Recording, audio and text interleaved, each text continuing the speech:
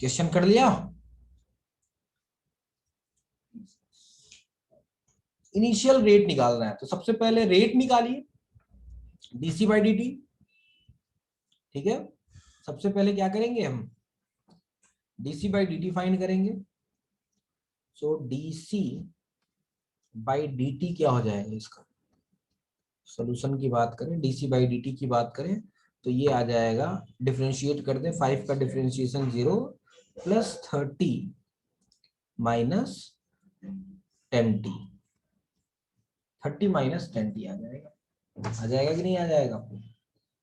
ठीक है, अच्छा इनिशियल रेट पूछ रहा है, यानी कि इनिशियल रेट जो होगा that is DC by d T at T बराबर 0।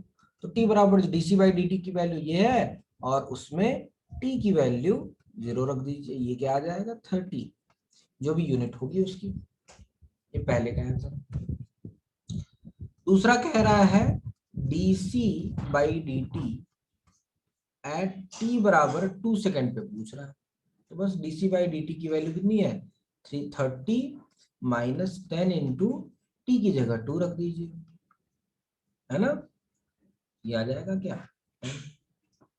आसान सा काम है, बिल्कुल बिल्कुल इजी वाला रिएक्शन है ये। क्लियर है, समझ में आई बात, बोलिए। कल से यूट्यूब पे ही लूंगा भाई, आप लोग बोल रहे नहीं है तो क्या मतलब, क्या मतलब है। हाँ सर। हाँ देखिए अथर्व बोल रहे हैं अभी, अरबाज क्लियर। ठीक है।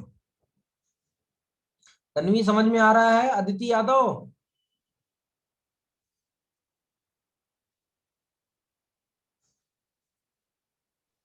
Yes sir, clear. क्लियर है, ओके।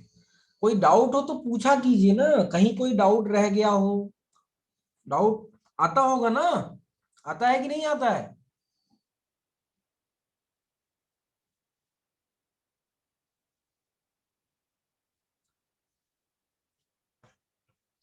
क्या बात है, आप लोग एकदम मतलब शांति हैं। ओके कोई बात नहीं, चलिए आगे बात कर लेते हैं। एक और क्वेश्चन मैं दे देता हूं, दो क्वेश्चन इनफैक्ट देता हूं, and that is for homework. Homework में दो क्वेश्चन देता हूं। ये जेई का क्वेश्चन है आज का, आसान सा क्वेश्चन है। If rate of NH3 is 1.7 kg per hour, kilogram per hour में दिया गया है, आप इसको मोल पर सेकंड या मोल पर आवर में कैलकुलेट कर सकते हैं। For given reaction, N2 plus 3H2 give 2NH3। इस रिएक्शन के लिए रेट ऑफ NH3 दिया गया है, कह रहा है कैलकुलेट रेट ऑफ NH3 दिया गया है, रेट ऑफ रिएक्शन नहीं है, समझिएगा। Calculate rate of reaction of H2, यानी कि calculate rate of hydrogen in gram per minute. R की वैल्यू दी, ओके ये पूछ रहा है आपसे, ये क्वेश्चन है। ठीक है, एक और क्वेश्चन है बढ़िया वाला। ए गिव बी, और यहां पे मैं लिख रहा हूं अनबैलेंस्ड, बैलेंस्ड नहीं है, ठीक है। और रिलेशन जो दिया गया है वो ये दिया गया है, log of minus of d A by d t is equals to log of plus d B by d t plus 1, ये रिलेशन है। ठीक है, तो कह रहा है find balanced equation. Reaction unbalanced है, कह रहा है अनबैलेंस्ड रिएक्शन क्या होगा बता दीजिए। ठीक है, तो ये आपका 2 क्वेश्चंस हैं, that is for homework, try कीजिएगा, आएगा तो ठीक है, नहीं तो हम कल बात करेंगे इस क्वेश्चन के बारे में। अगला नेक्स्ट पढ़ते हैं हम, and that is factors affecting rate of reaction. Okay, अब हमने रेट की बात कर ली है, समझिएगा, रेट की बातें कर ली है। ओके, रेट हम अच्छी तरह से समझ गए। अब तक जो था वो चैप्टर का कह सकते हैं इंट्रोडक्शन पार्ट था, जो कि हम रेट को समझ रहे थे, रेट का एक्सप्रेशन लिख रहे थे, रेट के लिए कई तरह की बातें, that was a introduction part.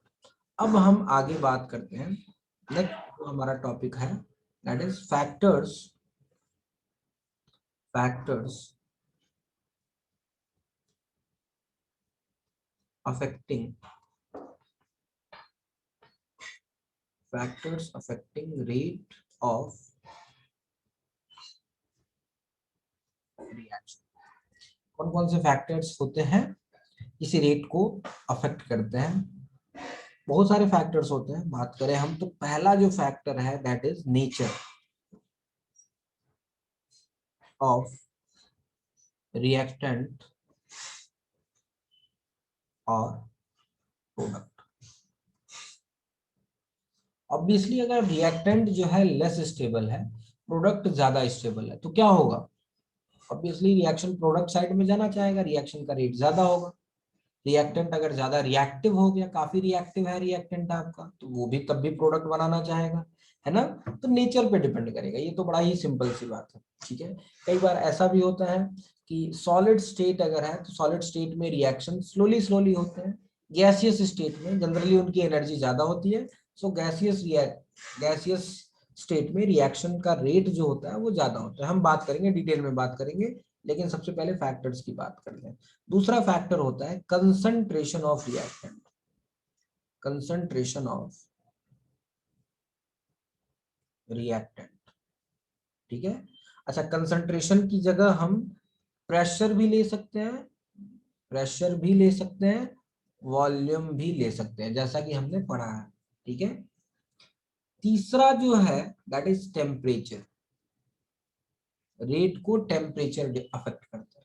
ठीक है, चौथे जिसकी बात करेंगे कैटलिस्ट, कैटलिस्ट भी रिएक्शन के रेट को बढ़ाता है या घटा देता है, घटा भी सकता है। पांचवा फैक्टर हो सकता है sunlight, effect of sunlight, effect of sunlight और UV radiation, effect of sunlight या फिर यूवी रेडिएशन। कई बार रिएक्शन को जब सनलाइट में करते हैं तो रिएक्शन का रेट बढ़ जाता है, ऐसे अंधेरे में करते हैं तो रिएक्शन का रेट कम हो जाता है। आपने पढ़ा भी होगा, आपने हाइड्रोकार्बन में एल्केन शायद पढ़ लिया ना, एल्केन, एल्केन में आपने फ्री रेडिकल हेलोजिनेशन पढ़ा होगा, वहां पे आपने देखा होगा क्लोरीनेशन को सनलाइट के प्रेजेंस में कराते हैं। ब्रोमिनेशन, फ्लोरिनेशन कराना होता है ना, तो फ्लोरिनेशन इवन अंधेरे में भी बहुत फास्ट होता है, फ्लोरिनेशन जनरली नहीं कराते हैं, या फिर अगर कराते भी हैं तो अंधेरे में कराते हैं। ओके, तो सनलाइट के प्रेजेंस में आप देख रहे हैं रिएक्शन का रेट क्या हो रहा है, फास्ट हो रहा है। अगर क्लोरिनेशन अंधेरे में कराए या नॉर्मल रूम में कराए और उसी क्लोरिनेशन को सनलाइट में कराए, तो सनलाइट में वो रिएक्शन तेजी से होगा, सनलाइट में वो रिएक्शन तेजी से होगा। ठीक है, सनलाइट के प्रेजेंस में वो रिएक्शन तेजी से होगा। सिक्स्थ इफेक्ट की बात करें, छठे इफेक्ट की, तो पीएच ऑफ मीडियम। आपकी बॉडी में बहुत सारे केमिकल रिएक्शंस होते हैं जो कि पीएच डिपेंडेंट होते हैं। ठीक है, एक पर्टिकुलर पीएच पे रिएक्शन होता है, पीएच बढ़ा देंगे घटा देंगे वो रिएक्शन नहीं हो पाएगा। आपकी बॉडी का मेटाबॉलिज्म, ये भी पीएच डिपेंडेंट रिएक्शंस होते हैं इसमें। सातवां जो है इसमें effect of, effect of electric and magnetic field.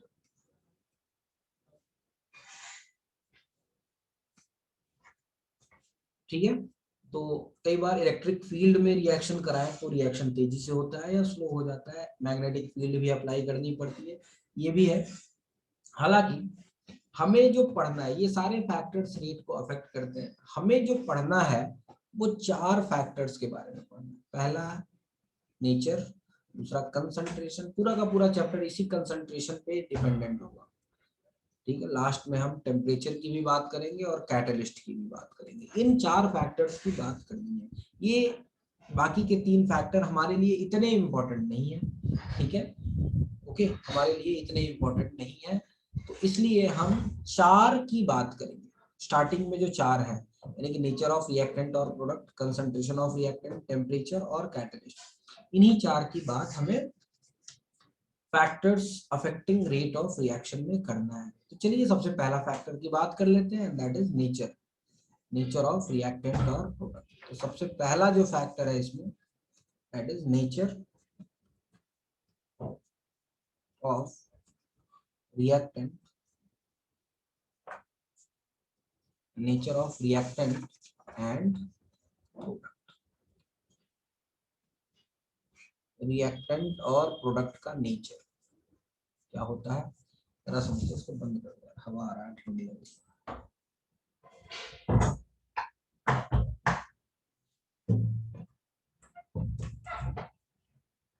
ठंडी हवाएं चल रही हैं, ठीक है। उसमें जो सबसे पहला होगा ए, नेचर में कई तरह का नेचर हो सकता है, उसमें सबसे पहला जो है that is physical state of reactant, reactant और प्रोडक्ट का फिजिकल स्टेट। ऑब्वियसली मैंने कहा कि गैसियस स्टेट में गैस की एनर्जी ज्यादा होती है then liquid and then solid. तो कोई भी कभी भी रिएक्शन होगा तो गैस के लिए कोई भी रिएक्शन का रेट ज्यादा होगा। रेट ऑफ रिएक्शन की बात करें तो गैस के लिए रेट ऑफ रिएक्शन ज्यादा होगा then liquid and then solid state में। सॉलिड स्टेट में जनरली बहुत कम रिएक्शंस होते हैं, ठीक है। अच्छा, रेट ऑफ रिएक्शन इस बात पे भी डिपेंड करेगा, फिजिकल स्टेट की बात ही कर रहे हैं तो इस बात पे भी डिपेंड करेगा कि होमोजीनियस है, होमोजीनियस या हीट्रोजीनियस। होमोजीनियस है या हीट्रोजीनियस है। होमोजीनियस के लिए रिएक्शन का रेट ज्यादा होता है, हीट्रोजीनियस के लिए रिएक्शन का रेट कम होता है, ओके। तो ये आपका फिजिकल स्टेट हो गया। दूसरा बात कर रहे हैं अगर हम दूसरे फैक्टर की तरफ, इसी में बात कर रहे हैं, यानी कि बी, नेचर ऑफ रिएक्टेंट और प्रोडक्ट में ही बात कर रहे हैं। ए हमने फिजिकल स्टेट की बात की, दूसरा है surface area of reactant, surface area of reactant, reactant का सरफेस एरिया, ठीक है। इस बात पे भी डिपेंड करता है। जनरली सरफेस एरिया जितना ज्यादा होता है रिएक्शन उतनी ही ज्यादा तेजी से हो पाता है, ठीक है। यानी कि surface area, rate of reaction जो होता है, रेट ऑफ रिएक्शन सीधे सीधे आप लिख सकते हैं, rate of reaction is directly proportional to surface area. Surface area जितना ज्यादा होगा रिएक्शन का रेट उतना ही ज्यादा होगा, ठीक है, ओके। और तीसरा जो फैक्टर है जो कि आप जानते ही हैं, तीसरा सी, इसमें है chemical nature, chemical nature, chemical nature पे भी डिपेंड करेगा ऑफ रिएक्टेंट और प्रोडक्ट। ऐसे लिख लीजिए, केमिकल नेचर ऑफ रिएक्टेंट, और प्रोडक्ट। रिएक्टेंट और प्रोडक्ट का केमिकल नेचर क्या होता है समझिएगा जरा। ऑब्वियसली अगर रिएक्टेंट अनस्टेबल है तो रिएक्शन का रेट ज्यादा होगा, यानी कि rate of reaction is inversely proportional to what, stability of reactant, and rate of reaction is directly proportional to stability of product. Product की स्टेबिलिटी ज्यादा होगी तो रिएक्शन का रेट ज्यादा होगा, रिएक्टेंट की स्टेबिलिटी ज्यादा होगी तो रिएक्शन का रेट कम होगा। अगर अनस्टेबल होगा रिएक्टेंट तब रिएक्शन का रेट ज्यादा होगा। ऑब्वियसली ये तो ऑब्वियस सी बात है, ठीक है। So that is chemical nature. जो दूसरा है हमारे लिए वो सबसे इंपॉर्टेंट है, दूसरा जो इफेक्ट है वो हमारे लिए सबसे इंपॉर्टेंट है। एंड दूसरा जो है कंसंट्रेशन ऑफ रिएक्टेंट, दूसरा जो फैक्टर है उसकी बात करते हैं हम। दूसरा जो फैक्टर है उसकी बात करते हैं, पूरे चैप्टर भर में ऑलमोस्ट इसी दूसरे फैक्टर की बात होगी, ठीक है। और लास्ट में हम टेम्परेचर और कैटलिस्ट की बात करेंगे। Okay, that would be all about this chapter. तो इस चैप्टर में हम इसी फैक्टर्स अफेक्टिंग रेट की ही बात करेंगे और खासकर दूसरे फैक्टर की बात करेंगे जो कि है concentration of reactant. Concentration of reactant इसकी बात करेंगे। क्लियर है?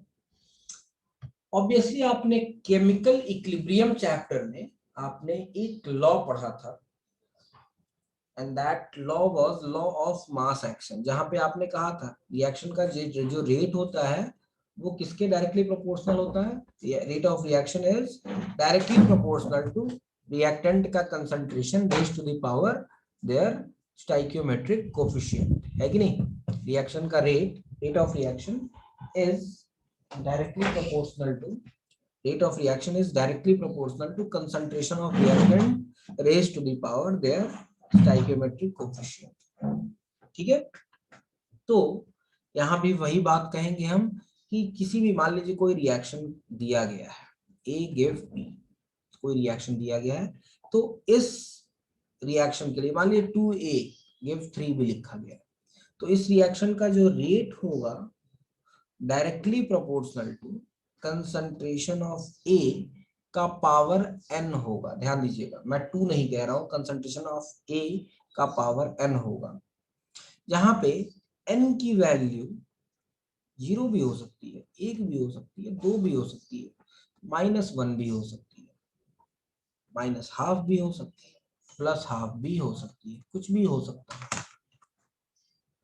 लॉ ऑफ मास एक्शन कहता है, ध्यान दीजिएगा, लॉ ऑफ मास एक्शन आपने केमिकल इक्विलिब्रियम में पढ़ा था।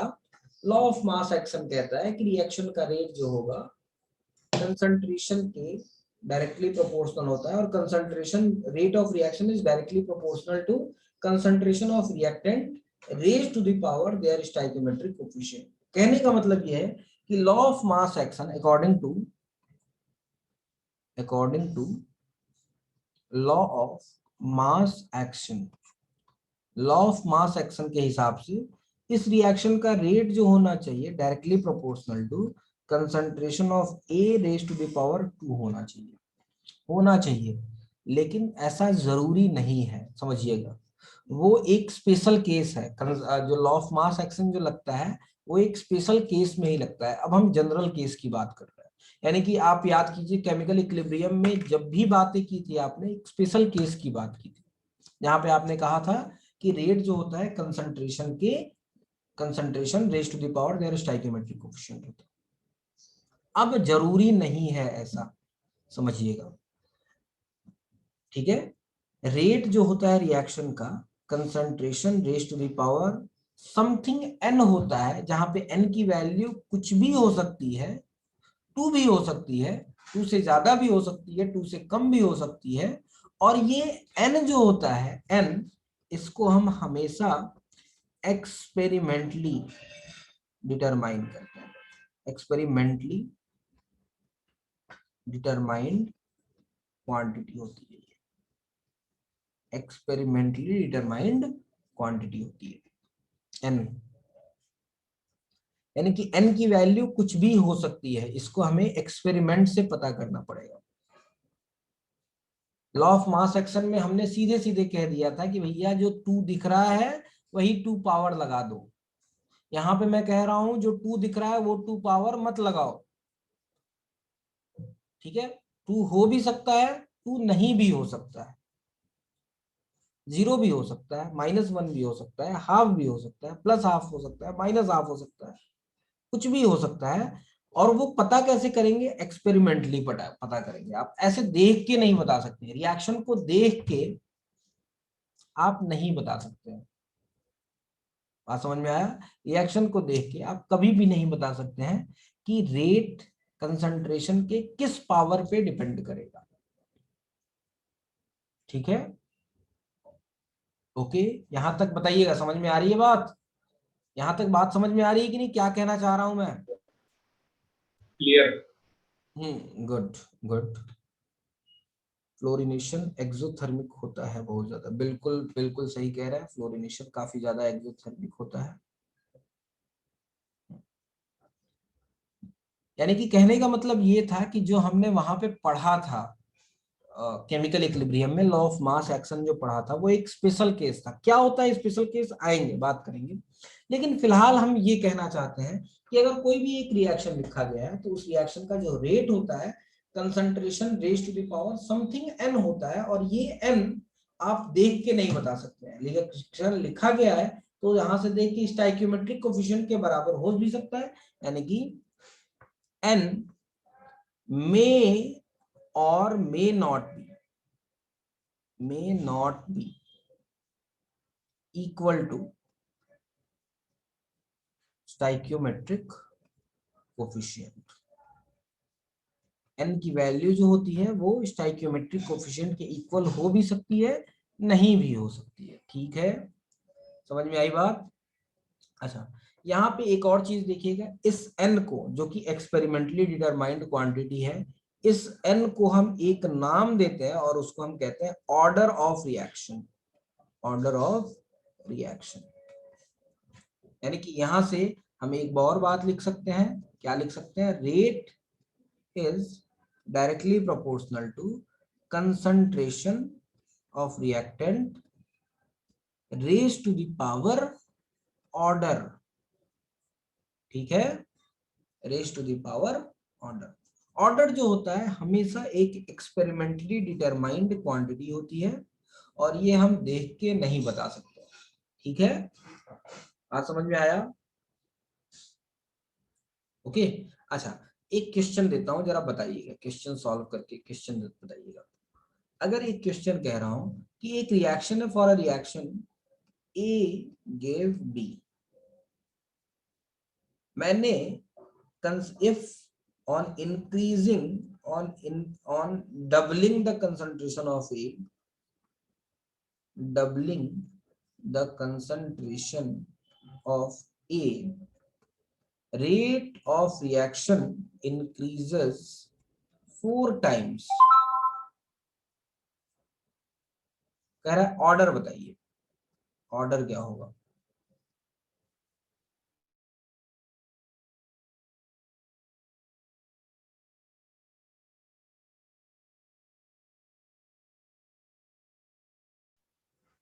हाँ, ऑर्डर क्या होगा बताइएगा। कह रहा है on doubling the concentration of A, rate of reaction increases 4 times, what is the order of reaction?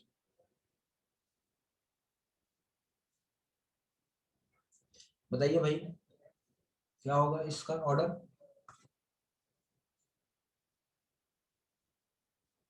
बिल्कुल बिल्कुल सही कह रहे हैं, 2 होगा, ऑब्वियसली 2 होना चाहिए। क्योंकि अभी हमने पढ़ा रेट ऑफ रिएक्शन जो होता है, अभी हमने देखा कि रेट ऑफ रिएक्शन जो होता है वो directly proportional to concentration raise to the power n होता है। अब ये इसको डबल किया और 4 टाइम्स हो गया, मतलब ये पावर 2 रहा होगा, n की वैल्यू 2 रही होगी इसका मतलब। और n की वैल्यू 2 होने का मतलब ये है कि इसका ऑर्डर भी क्या हो जाएगा? सेकेंड ऑर्डर का रिएक्शन हो जाएगा। बात समझ में आ गया? ठीक है, तो कई बार ऐसे एक और क्वेश्चन कीजिएगा, एक और क्वेश्चन। ठीक है,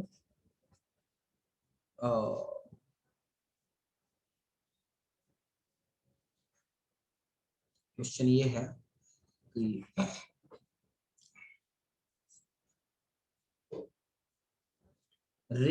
कंसंट्रेशन जो है वो आपने डबल किया और रेट हाफ हो गया, तो ऑर्डर क्या होगा? जरा जल्दी से बता। कंसंट्रेशन डबल किया, रेट आधा हो गया, पूछ रहा है what is the order of reaction. Simple सा क्वेश्चन है।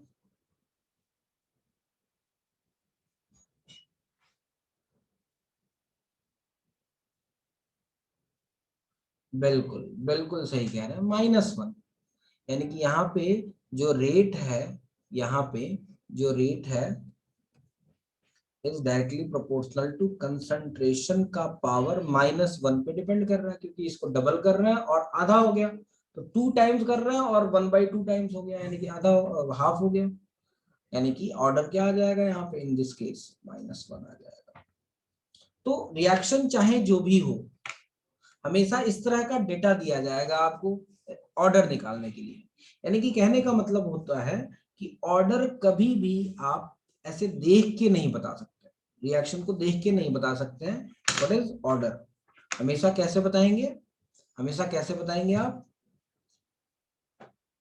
एक्सपेरिमेंट, कुछ डेटा दिया जाना चाहिए, कुछ डेटा दिया जाएगा और तभी आप बता पाएंगे। सो ऑर्डर को निकालने के बहुत सारे तरीके हैं, एक तरीका ये है, यानी कि आपको डेटा दिया गया हो तो वहां से आप बता सकते हैं। ठीक है, समझ में आ गई बात? अब चलिए आगे बढ़ते हैं, अब अपने टॉपिक पे चलते हैं। तो अभी हमने देखा कि रेट जो होता है is directly proportional to concentration का power n, where n is order. तो ऑब्वियसली प्रोपोर्शनैलिटी को हटाने के लिए एक कांस्टेंट से मल्टीप्लाई करना पड़ेगा। रेट बराबर क्या हो जाएगा, k इंटू कंसंट्रेशन का पावर n। ठीक है, हो जाएगा। और इस k को हम क्या कहेंगे, इस k को क्या कहेंगे, this k is known as rate constant. ठीक है, या फिर वेलोसिटी कांस्टेंट भी कहते हैं इसको, वेलोसिटी कांस्टेंट भी कहते हैं, या स्पेसिफिक रेट भी कहते हैं इसको, specific rate of reaction, specific reaction rate, इसको स्पेसिफिक रिएक्शन रेट भी कहते हैं। रेट कांस्टेंट भी कह सकते हैं, वेलोसिटी कांस्टेंट भी कह सकते हैं, या स्पेसिफिक रिएक्शन रेट भी कह सकते हैं। स्पेसिफिक क्यों? क्योंकि अगर कंसंट्रेशन को 1 कर दें तो 1 × 1 इज 1, तो उस समय जो रेट होगा k के बराबर होगा। तो अगर कंसंट्रेशन को 1 कर दें तो रेट जो होगा वो k के बराबर होगा, and that's why it is known as specific reaction rate. Is it clear? ठीक है, तो रेट कांस्टेंट क्या होता है, हेडिंग डाल लेते हैं हम, रेट कांस्टेंट। रेट कांस्टेंट की हम बात कर रहे हैं, और रेट कांस्टेंट इस तरह से डिफाइन करते हैं, ये। ठीक है, अच्छा, अगर if concentration is 1, in that case R बराबर क्या हो जाएगा, K इंटू 1 का पावर n, यानी कि R बराबर K। यानी कि डिफाइन कैसे करेंगे K को, K is defined as, K is defined as, K is defined as rate of reaction, rate of, K is defined as rate of reaction when concentration of reactant is unity, 1 हो जाए। ठीक है, बात समझ में आ गया? और यहां से जो एक्सप्रेशन मिलता है, ध्यान दीजिएगा, ये जो एक्सप्रेशन मिलता है, इस एक्सप्रेशन को हम कहते हैं रेट लॉ, या फिर rate law expression, rate law या फिर रेट लॉ एक्सप्रेशन कहते हैं इसको।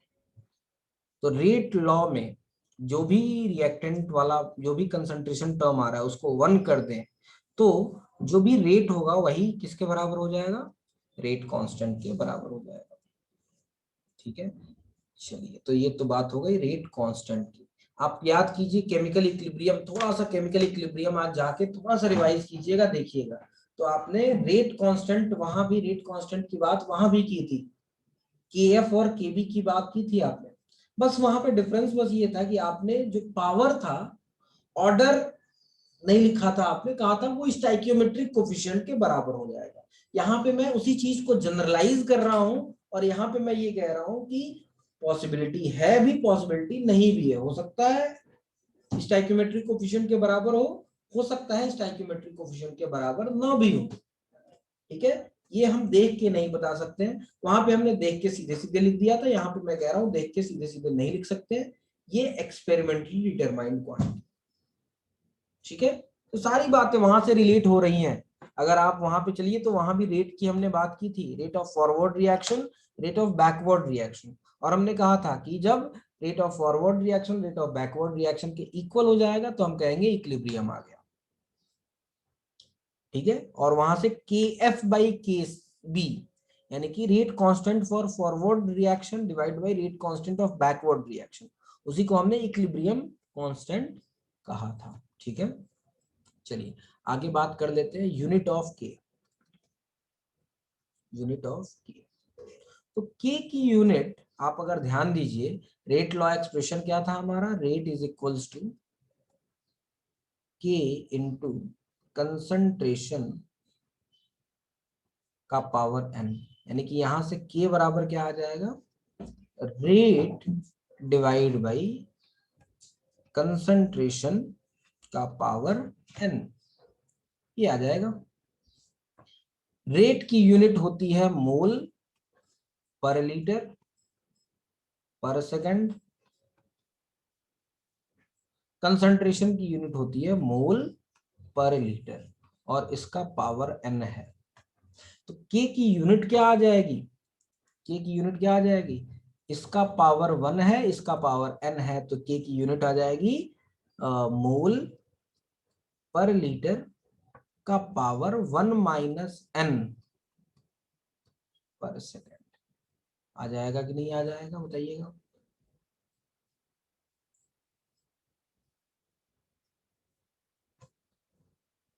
ये के की यूनिट होती है, यानी कि के की यूनिट जो होगी किस पे डिपेंड करेगी, n पे डिपेंड करेगी for zeroth order reaction.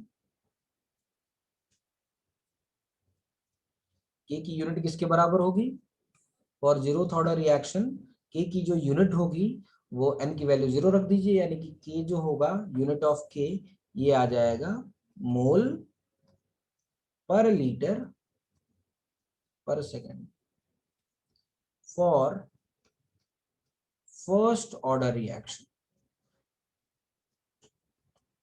A की यूनिट बता दीजिए, n की वैल्यू 1 रख दीजिए, तो 1 माइनस 1 0, समथिंग पावर 0 इज 1, यानी कि के की यूनिट क्या आ जाएगी, पर सेकेंड। बहुत इंपॉर्टेंट है फर्स्ट ऑर्डर के लिए के की यूनिट, और फर्स्ट ऑर्डर रिएक्शन के की यूनिट जो होती है पर सेकेंड होती है। सेकेंड ऑर्डर के लिए क्या हो जाएगा, फॉर किसी भी ऑर्डर के लिए आप निकाल सकते हैं, फॉर सेकेंड ऑर्डर रिएक्शन के की यूनिट क्या आ जाएगी,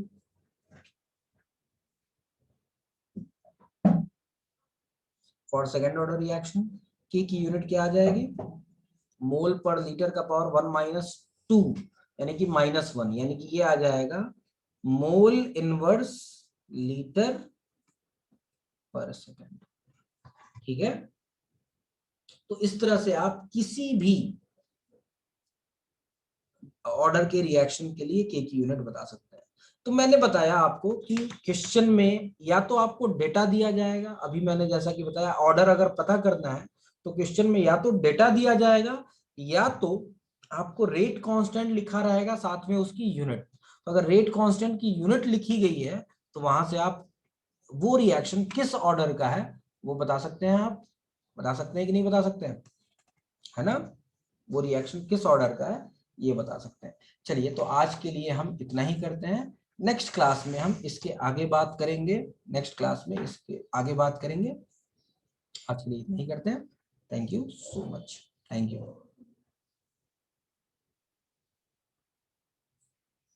ओके सर।